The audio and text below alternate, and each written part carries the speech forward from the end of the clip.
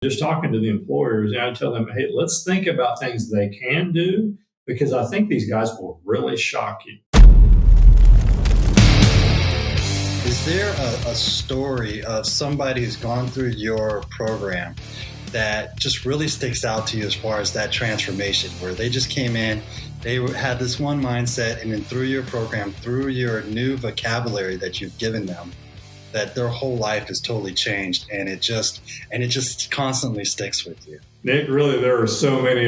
We do once a month, we have a thing we call Fresh Start Friday, and we'll let the guys kind of tell their story, and we put those out there. And there's so many great ones. There's so many wonderful stories of transformation. There's great stories of business launch and ownership of entrepreneurs. But a few of them I tell a lot, and I'm always moved by it. And they're ongoing. They're continuing to grow, and so I just love that.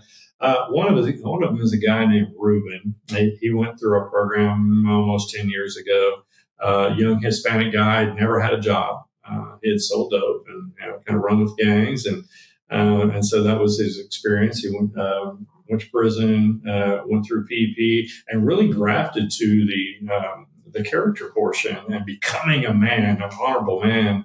And so when he got out, he recognized that he's got no job skills whatsoever.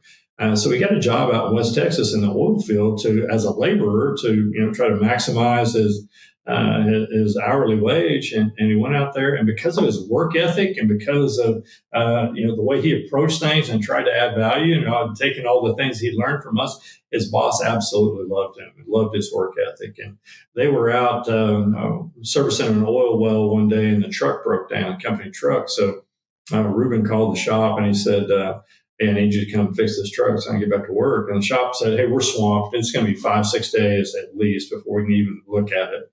And Reuben was thinking, man, I can't not work all those days. So he gets on YouTube, teaches himself how to fix the problem, gets the part, fixes it. And his boss goes, oh my gosh, you've got mechanical aptitude. How about I get you some training for that? And Reuben's like, please, I'd love that. So they move him into the shop. He very quickly moves up to shop foreman. And man, they just loved him because of his work ethic and his can-do attitude and his willingness to learn, his coachability, making the right decisions. And so when he became shop foreman, the entrepreneur came out in him, and he started recognizing gaps in the service industry out in West Texas. And, I teach that to the guys all the time, that an entrepreneur is somebody who sees a problem or a gap in society, but he doesn't see it as a problem. He sees it as an opportunity to make money or an opportunity to make a difference. And that's what rose up out of Reuben. And so he launched his own business doing preventative maintenance, diesel services on the trucks that go service the oil wells. And first year out, did $1.9 million, 300 net. And he did that without any marketing whatsoever, just great customer service and word of mouth. He stood on stage in Dallas in 2019 and pitched for some growth capital. He wanted to build a shop. He won $100,000 that night and just blew the crowd away. And as a matter of fact, he came up to us after the show and he said, "Have you guys ever heard of a school named Stanford?" Right. Yes, we have. And he goes, "Well, there's a professor here from Stanford, and he's over the Hispanic Entrepreneurship Club. He wants me to come out there and speak, maybe even take some classes." I'm like, "Reuben, your answer is yes." And so that story continues to evolve. Like he did 3.9 last year. And he's growing leaps and bounds, and he's inviting people in to help him think through his business financials and his margins and where he's prioritizing time and things like that.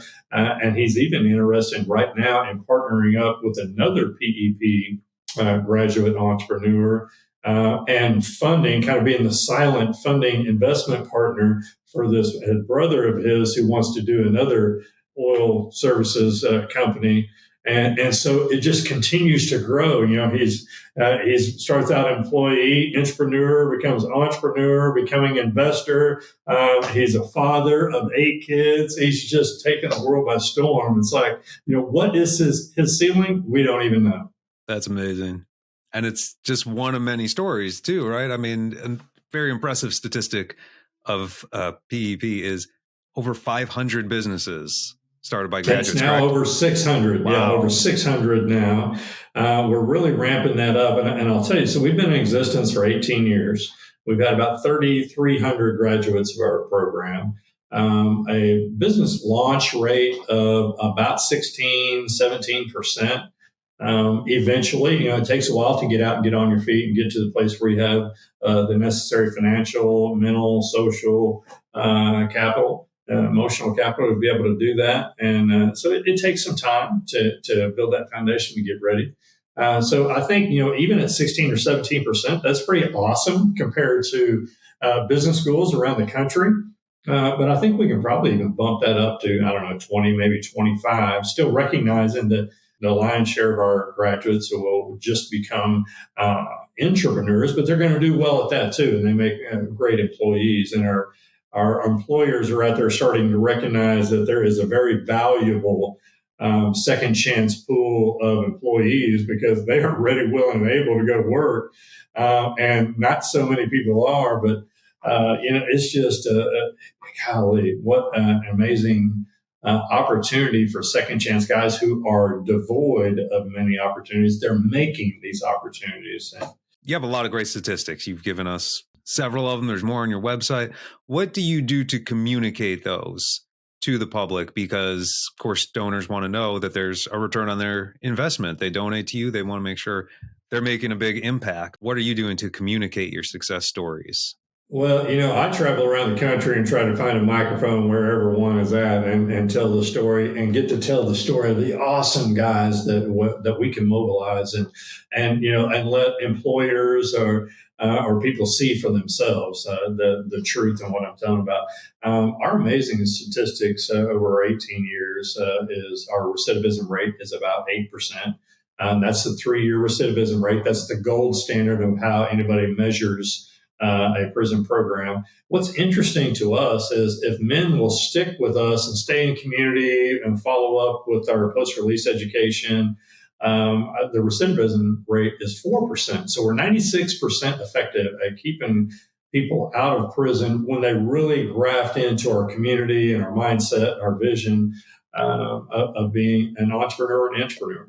And so, I love to go around and tell those stories. It's on our website, our statistics. What we have found, though, too, is recidivism is probably about the bluntest little tool that we can measure our effectiveness on. And so business startup rate is one, success in business is another, but taking all of those things and using that for employment is something else. For more than 10 years straight, we have had 100% employment within 90 days post-release, which is just amazing in this space. We're actually averaging our first job in about 23 days. And that, take into consideration, this is guys going out that have to get their documentation sometimes, birth certificate, social security card, identification, has to get, housing, transportation, food, clothes, everything squared away, get on their feet. Now they're employable. Let's go. We've got an amazing array of employers who absolutely love PEP employees and will give them a shot. I can't tell you how many employers I've had who hear about us, they'll call me and we'll talk about it. And he said, send me a guy or two. Let me try this out. In about 2 weeks, I typically get a call and say, oh my God, he is like the best employee I've got in my company. How can I get some more? And part of that is our men are so appreciative of somebody who will give them a shot. Their loyalty factor is just off the charts. They'll stay with somebody who gave them a chance instead of jumping all over the place for another nickel here, 25 cents there, whatever, just because, they really appreciate the opportunity. And if that company is willing to give them a chance to climb, they want to come in and show how they can add value, how they can exercise their new skill set and really take off, because a lot of times they don't even know what their own ceilings are and they want to start climbing. But we pair them up with mentors and coaches post-release. So they've got a community of people who are helping them think through, what's the next step for you? How are you going to continue to provide value? We just launched a post-release curriculum we call that eSchool. There's an eSchool 100 series, which is life skills, and then there's a 200 series now that's geared more towards business launch, but also making a presentation to your employer for a value add. So think about this: a guy's going to work for, I don't know, oil field services or wherever, and he wants to make a presentation to his boss that, hey, I think we can increase our productivity in shipping, receiving, or whatever. We'll bring him in. He'll toss his idea out there, and in our little cocoon, we'll help him sharpen that presentation, and then he can go to his boss or the business owner and say, "Hey, here's how I think we can add value to your company. I want to help you do that." And I think they go, "Oh my gosh, where'd this guy come from?" But, having that community to help our men think through their ideas and how to present that and how to execute on that and how to continue to follow up, it's amazing. It's a community the likes of which they've never had. Sounds like you have a really strong network of employers willing to work with you. But what would you say to someone who says, I appreciate what this program does. It's a great cause. I get it. But as a business owner, I can't take the risk of hiring someone with a criminal record.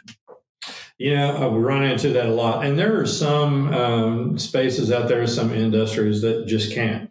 And I get that, And so our guys can't go to work everywhere. I mean, there's a few areas in the medical field they can go to, but by and large, they can't. Being around kiddos, by and large, they can't. And it's interesting because none of our guys, we don't recruit sex cases of any kind.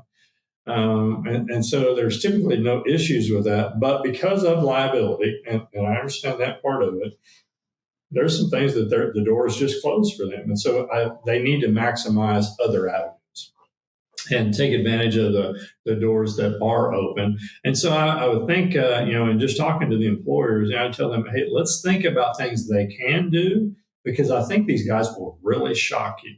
And I get it. If there's just spaces that doesn't work for you, I'm sorry, because I think you're missing out on amazing transformation. And I'll tell you another thing too. When the light has truly come on, when there's a true transformation, and somebody has been through a life of struggle, of crime, of addiction, of poverty, and has come out of that and become a solid citizen, somebody who wants to add value to a company, they're proven. They're solid. They can weather storms. They're resilient. And they're appreciative, as I mentioned earlier.